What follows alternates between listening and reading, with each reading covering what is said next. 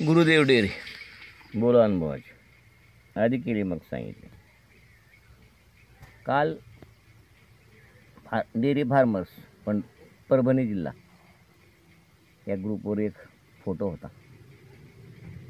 एक गाय बसलेली होती.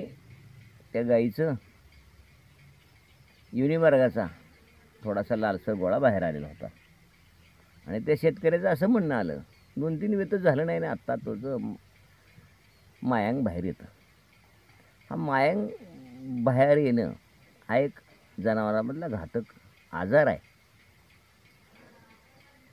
आणि त्याने गायी दगावू शकतात. पशुपालकाचं मोठं नुकसान होऊ शकतं. तर त्याला पण काळजी घ्यावीच लागते. प्रतिबंधक उपाय केल्यास होत नाही आणि दुर्लक्ष केल्यास वेळेनंतर वासराबरोबर मायांग बाहेर येतं, गर्भाशयाची पिशवी उलटी होते, गाय मरते, ती बसत नाही. टाके घ्या, काही करा. तो 9 महिना चालू झाला आहे. ती काय लगेच येत नाही. तुम्हाला त्याने दाखवलं आहे मला मी बाहेर येणार आहे. गाईनं सांगितलं आहे मला काहीतरी होतं आहे आणि तुम्ही ते बघितलं आहे थोडंसं मायांग बाहेर येतं. तर त्याला उपचार आहेत, प्रतिबंधक उपाय आहेत, नंतरचे पण उपचार आहेत. ते वेळीच केले पाहिजेत. तर मायांग बाहेर यायला कारण आहेत. 2-3 वेतं आलं नाही आणि आत्ता आलं आहे. काहीतरी चुकलं ना आपलं. तर ते काय चुकलं तर त्याच्यामध्ये फॉस्फरस डिफिशियन्सी आहे.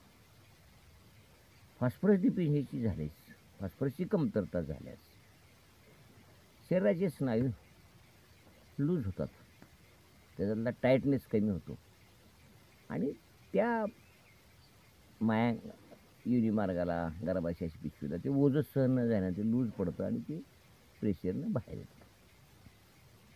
मिनरल्स कमी असतात. आपण मिनरल पावडर देत नाही. गर्भाच्या काळामध्ये, गाभण काळामध्ये मिनरल वाढवावं, प्रोटीन वाढवावं, फॉस्फरस वाढवावा, बी कॉम्प्लेक्स द्यावं. नेमकं आपण त्याच वेळेस खोराक बंद करतो. आता गाभण आहे, दूध नाही देत, कशाला तुला खोराक द्यायचा? नाही द्यायचा. मिनरल द्यायचं, खोराक द्यायचा, प्रोटीन द्यायचं, फॉस्फरस द्यायचं, हिरवं चारा भरपूर द्यायचा आणि गाय ताकदवाद ठेवायची. मायांग बाहेर येणार नाही.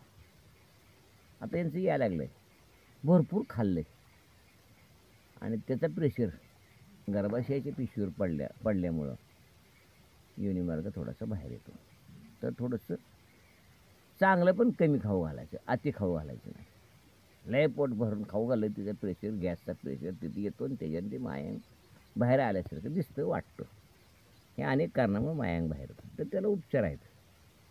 असं दिसलं तर पुरा 1 महिना येईपर्यंत प्रोक्टिव बोलस नावाच्या गोळ्या आहेत. त्या पुरा सकाळी 2 संध्याकाळी 2 द्यायच्याच. त्याच्याबरोबर मिनरल वाढवायचं, फॉस्फरस द्यायचं, बी कॉम्प्लेक्स द्यायचं आणि प्रोटीनयुक्त आहार द्यायचा. पेंड वगैरे चांगली द्यायची.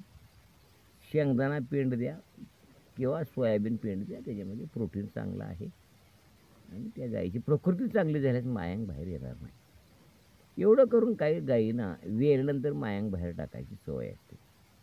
ते भातर गाय त्यावेळेला डॉक्टर्स बोलावं लागतात. वासरू बाहेर आलं आणि झार टाकण्याच्या काळामध्ये ती वेन देते आणि ते वेनमध्ये ती मायांग बाहेर येतं. त्याची कारणं हेच आहेत. पण हे कारणानं कंट्रोल झाला तर झाला, पण अचानक मायांग जर बाहेर तर डॉक्टर येतात. ते आत स्वच्छ धुवून आत बसवतात, टाके घेतात. किंवा थोडंसं मायांग बाहेर येत असलं तर एक रबरी रिंग बाजारामध्ये मिळते. ती रबरी रिंग बांधायची, मागं उतारला गाय बांधायची, रशीने रबरी रिंग बांधून टाकून 1-2 दिवस झार पडला आणि 2 दिवस तिचे गर्भाशयाचे आकार कमी झाला तर पुन्हा मायांग बाहेर येत नाही. तर ते तात्पुरता उपाय करावा लागतो आणि मी सांगितलेला लॉंग लाईफ उपाय करावा लागतो. अशा पद्धतीने तुमचं नुकसान टाळावं लागतं.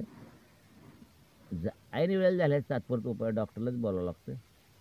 टाक्या घेणे, भूल देणे, हे उपचार करावेच लागतात आणि हे टाळावं लागतं. आणि पुढच्या वेळेला ते नाही झालं पाहिजे म्हणून पुरा महिना गाभण काळामध्ये शेवटचे 2 महिने आटल्यानंतरचं चांगले मिनरल, चांगलं प्रोटीन, चांगलं फॉस्फरस, भरपूर फॉस्फरस, कॅल्शियम हे देऊन गाय हेल्दी ठेवल्यास मायांग बाहेर येणार नाही याची गॅरंटी मी देतो. पण अशा पद्धतीने मी गेल्या वेळेचा मायांग बाहेर आलं होतं, ह्या वेळेला आलं नाही. तुमचं गेल्या वेळेला झालं नाही, ह्या वेळेला आलं म्हणजे नेमकं चुकलेलं आहे. तर ते दुरुस्त करून घ्या आणि अशा पद्धतीने आपलं पशुधन वाचवा आणि उपचार करा आणि लक्ष द्या. तुमचं निरीक्षण त्याच्यामध्ये महत्त्वाचं आहे. आणि प्रत्येकानं अशा पद्धतीची काळजी घेतलं, मायांक बाहेर येणार नाही आणि असं आपलं नुकसान होणार नाही. दक्ष राहा आणि व्यवसाय आपला आर्थिकदृष्ट्या मजबूत करा असं आवाहन करतो आणि आपलं हा व्हिडिओ बंद करतो. भेटूया पुढच्या भागामध्ये.